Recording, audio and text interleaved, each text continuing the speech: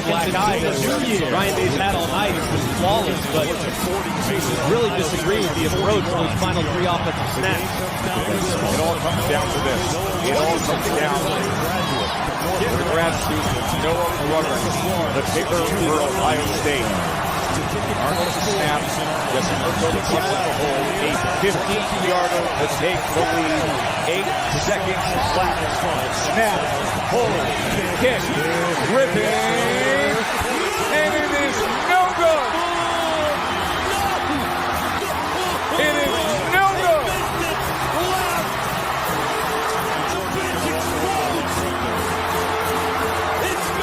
And you can hear the roar. You talk about the clock striking midnight on Ohio State. Legit, literally. Okay, honestly, you know how I think, bro. You know I'm into that, universe thing, right? I honestly think that the universe may have jinxed Ohio State. Or maybe the field goal kicker didn't have that dog in him when it mattered the most. We'll talk about it right now. As the question is, did C.J. Stroud cement his quarterback 1 pick despite the college football playoff loss to Georgia? Okay, all right. Tyree, kick us off. I think he definitely did, man. To put up the numbers that he did, 23 and 34, 400 plus 400 yards, 4 touchdowns against in most things that I looked up in most major statistical categories, Georgia has a top 5 defense. In third down percentage, as far as defense go, people converting. I think it was like 21% of the time they line up. Teams don't convert on first downs. And that's in the SEC playing against the SEC teams. So, but C.J. Stroud to put up those kind of numbers, I would say that he cements his number 1 pick. I mean, I'm not an NFL scout, but that would be my opinion. Absolutely. I would jump in here, and then Dean.O, you could bring us home. I would say this. Yes, I agree. For starters, he showed me a lot. He showed me some mobility. Obviously, he had that big run scramble that got them in field goal range to potentially win that game, right? If the field goal kicker made the kick. But also, I think he's going to watch film and kind of be upset that he didn't see my guy. I forgot who it was streaking wide open. I saw it when it happened, where he actually could do that ball for a touchdown. I thought that they played for the field goal in college. Those kicks are never promised 50 yards and plus. I thought they should have tried to, just be a little bit more aggressive, get more field goal range. I would say to kick a better field goal. But other than that, when you talk about Georgia and how Georgia was playing with its food all year in the SEC, it was Ohio State that left meat on the bone.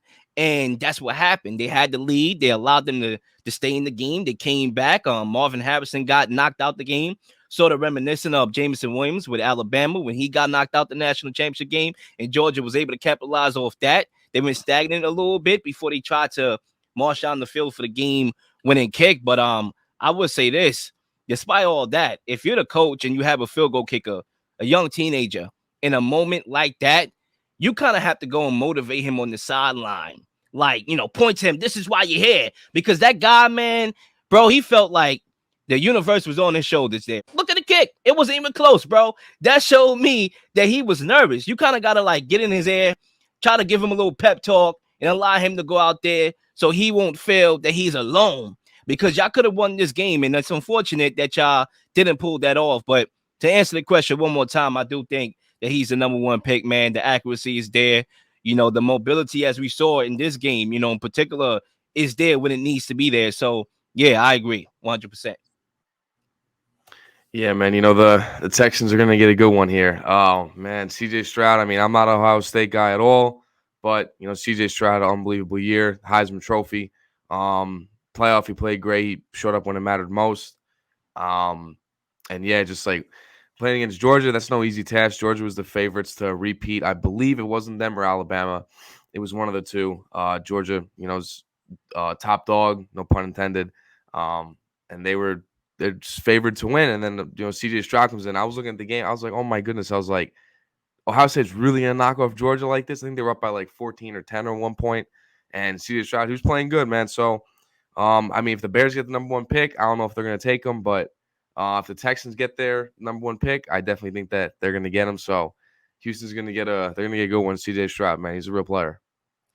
And I would say this too, you reflect back to the Ohio State quarterback previously, Justin Fields, right? And I think they were in the college football playoff, if I'm not mistaken, with Justin Fields in there. That game he had was spectacular when they beat out Clemson. And one could argue, if Trevor Lawrence didn't have that synchronizing label of generational prospect that followed him all throughout his days of playing football from Pee Wee, okay, one could argue that performance right there that Justin Fields had, beating out Trevor, would have made him the #1 overall pick. But the fact of the matter is, everybody was hell-bent on Trevor Lawrence. You could say deservingly so. That's the reason why that game didn't flip the position where Justin Fields was the first quarterback taken off the board.